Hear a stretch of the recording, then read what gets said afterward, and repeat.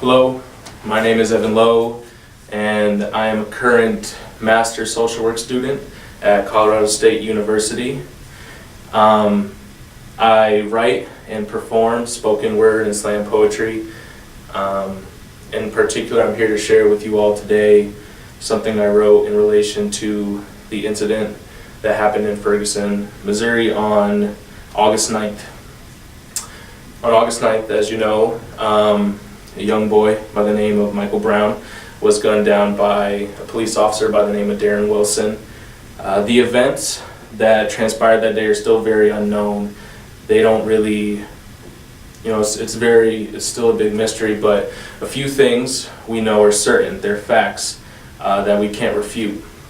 Number one, Michael Brown was unarmed. He had no weapon on him at all. Just doing his thing. Thing number two, he was shot at a distance. There was space between Officer Wilson and Michael Brown. And thing number three, Michael Brown was shot 6 times, twice in the head. Thing number four, they left his body, his dead body, laying there for 4 or more hours. That's just wrong. I'm sure, as all of you know, riots occurred, things got really bad, but there's 2 things about this case in particular that bothered me the most.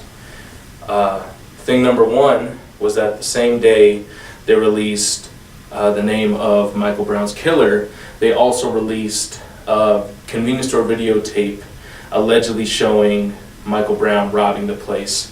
And when I say rob, let's get it straight. He stole like $10 worth of merchandise. Handful of cigars, $1 or $2 a piece, $10. And in my mind, that didn't really make sense. Why release that videotape? Why do that? Young boy is dead, let him rest. The only way I could justify it and think about it was they wanted to say his death was justified. He's a criminal, therefore it was okay. But the thing is, Darren Wilson didn't even know Michael Brown was in a convenience store that day, let alone taking merchandise. The second thing that hurt me to my core about this incident was that Michael Brown was supposed to start college just a few days later. Young black men don't really get a lot of opportunities to go to college, and to see that potential instantly taken away, it hurts. Because when you get that opportunity, you got to take it and you got to run with it. So after everything that transpired and just growing up, what I know, I wrote a piece. I don't expect everyone out there to understand what I'm about to say. I don't expect everyone to agree with it or even like it. But I'm letting you know that these are my truths. This is what I know, and this is how I see the world. So I would like to present to you a poem I wrote called Little Black Boys. I'm tired of believing I already have one strike against me. Our little black boys that walk under broken street lamps and on fractured concrete are draped with suspicion and fear despite being nameless, once old enough to understand that they can be better than what everyone and everything has ever taught them they could be. Is it fair? No. But I'm sure to the masses it's quite comforting. And I am breaking inside trying to prove them all wrong, but I am broken knowing that I can still get pop, pop, pop, pop, pop, pop, while surrendering with my hands up, 30 feet away with my hands clean and free of the scent of metal and gun smoke. It's always been too bitter. It's crippling to know that people will actually praise the sacrifice. Hopefully I'm deemed worthy. If so, leave my body on display for the world to take notes on the science of uselessness. Not 1, not 2, not 3, but 4 hours. Don't you get it? I and all the other little black boys are growing up understanding that the KKK ain't got shit on the police. So no thank you. I do not want Al Sharpton speaking at my wake with blown out pictures of me reused by the media.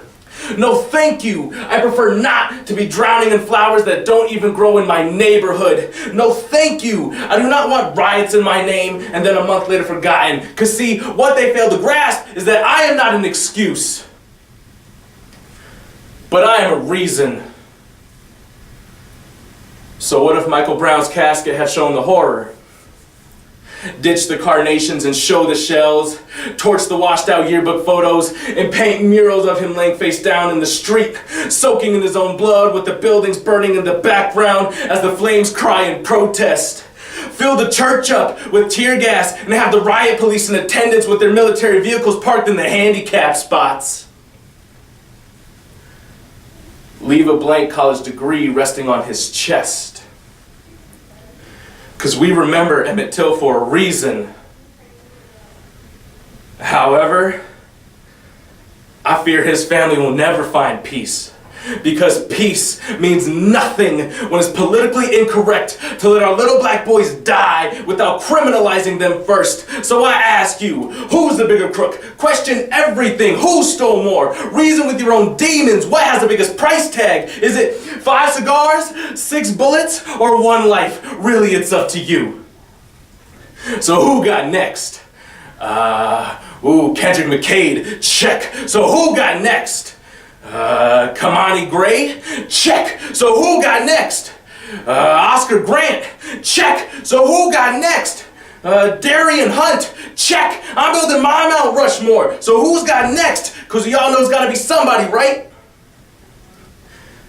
Cause this game don't stop or pause. Our little black boys are trapped in a trap and can't climb out no matter how much they scratch or claw. Truthfully, I'm just waiting until it's my time, when society waits to hear what regrettable actions I've taken in my life, any of which will more than likely overshadow my college education in screen time, Facebook comments from righteous strangers, and the memories of people who I don't consider family. How long will it take for an activist conscious rapper to pick up the mic and spit my name in a sound of a police protest cover song as he takes the stage with my face printed next to airbrushed scriptures I don't believe in?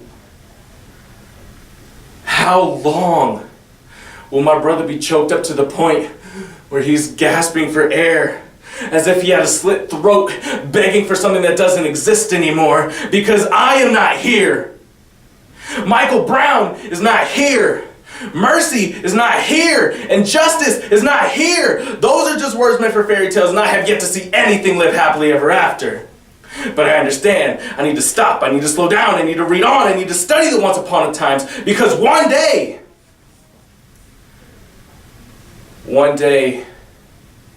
I may have a little black boy who should ponder and dream about the vastness and the beauty of the universe, or why the ocean appears to be just a little bit more blue than green when the sun shimmers against its jagged skin, or how the Ninja Turtles could be any more awesome. He shouldn't have to learn how to properly raise his hands above his head, lifting off his soul, every notion of greatness living inside his chest, as if he is physically pushing and holding them up himself. The arms always grow weak, but the will never falters. My only hope is that one day he can bring his hands down and take with him everything Ferguson has lost. But for now, his hands are held high, more willing to protect everything that is beautiful and perfect, unwilling to use them as a shield, refusing to damage what makes him more than just a little black boy. Thank you.